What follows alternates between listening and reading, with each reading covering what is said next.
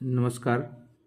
मैं घनश्याम सर अपने YouTube channel में आप सभी का स्वागत करते हैं। आइए आज एक्सरसाइज 1.1 का दूसरा सवाल देखते हैं।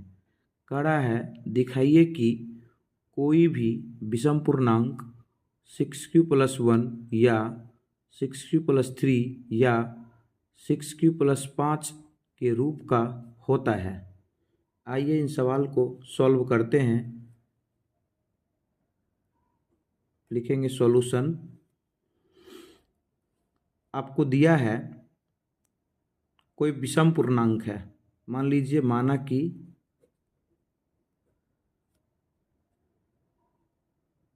एक कोई विषम पूर्णांक है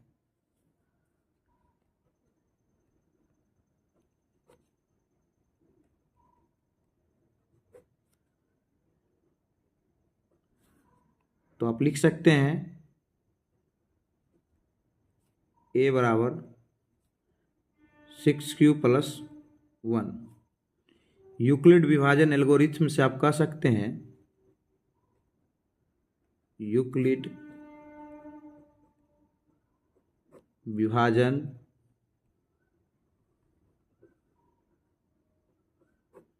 एल्गोरिथम से आप कहेंगे कि सर a बराबर bq+r होता है। ध्यान से देखिए, यहाँ a बराबर 6q+1 है या चाहे 6q+3 या 6q+5 है, सभी एक विषम पूर्णांक है। यहाँ आपको यूक्लिड विभाजन से a बराबर bq+r है, तो आपको दिख रहा है कि b के जगह पर यहाँ 6 है। b के जगह पर कितना है? 6 है, यानी b का मान 6 हो गया, आप कह सकते हैं। और r के जगह पर 1 है। इसी प्रकार a बराबर 6q+3 अगर होगा या 6q+5 होगा तो आप यहाँ कह सकते हैं कि सर b का मान 6 है और r का मान 3 है। b का मान 6 है और r का मान 5 है। कहने का मतलब ये है कि यूक्लिड विभाजन एल्गोरिथम में a बराबर bq+r होता है। और आपको बताए होंगे जहाँ r जो है 0 से बड़ा या बराबर होता है तथा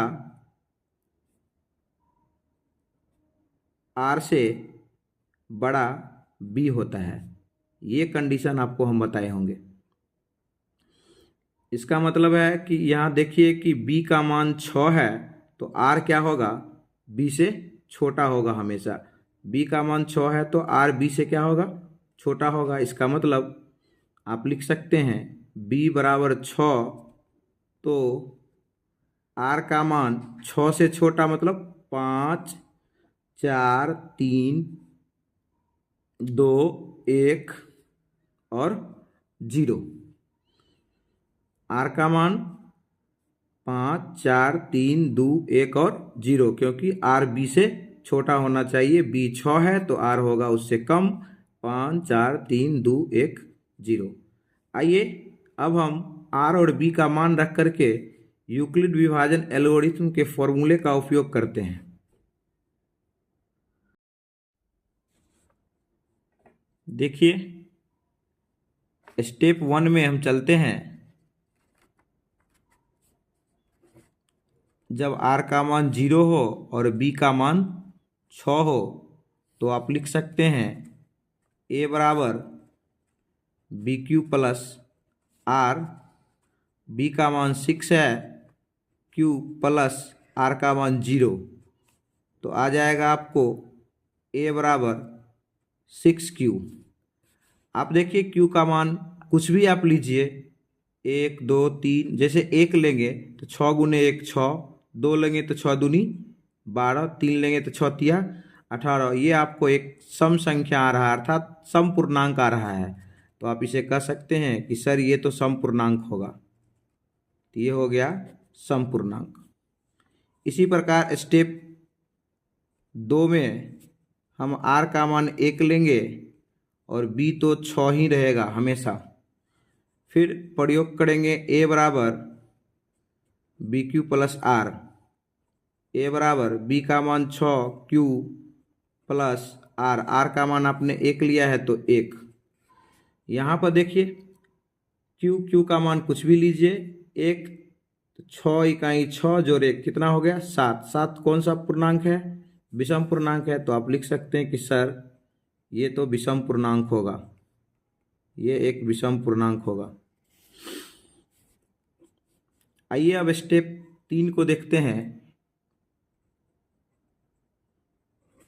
स्टेप 3 में आर का मान 2 लीजिए और बी का मान 6, तो आप लिख सकते हैं ए बराबर बी क्यू प्लस आर, अर्थात ए बराबर बी का मान 6 क्यू प्लस आर का मान 2।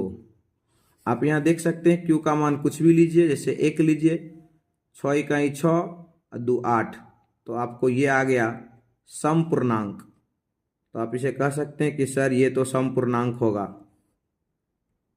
ये हो गया समपूर्णांक। इसी प्रकार जब आप स्टेप 4 में आएंगे तो आप लिख सकते हैं स्टेप 4 में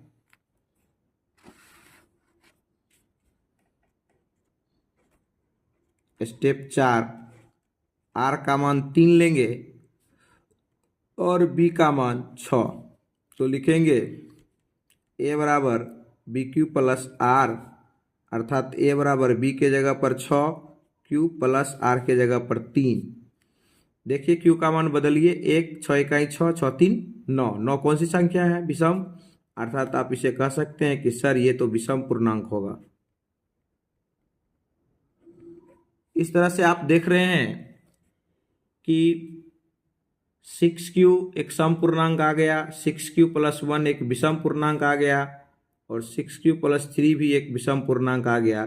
इसी तरह जब आप r का मान आप बढ़ाते जाएंगे, 5 तक लेंगे, तो आपको दिख जाएगा कि कोई भी विषम पूर्णांक हमेशा 6q प्लस 1 या 6q प्लस 3 या 6q प्लस 5 के रूप का आएगा। तो यहाँ से आप लिख सकते हैं अतः सिद्ध होता है कि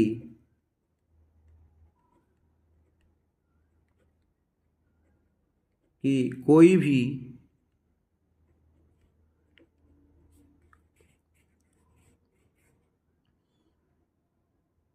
धनात्मक विषम पूर्णांक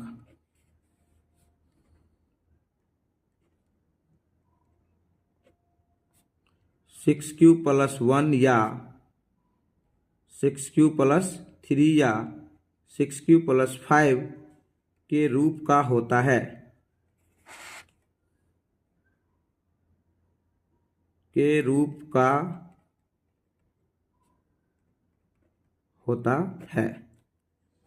इस तरह से आप क्वेश्चन को बना सकते हैं।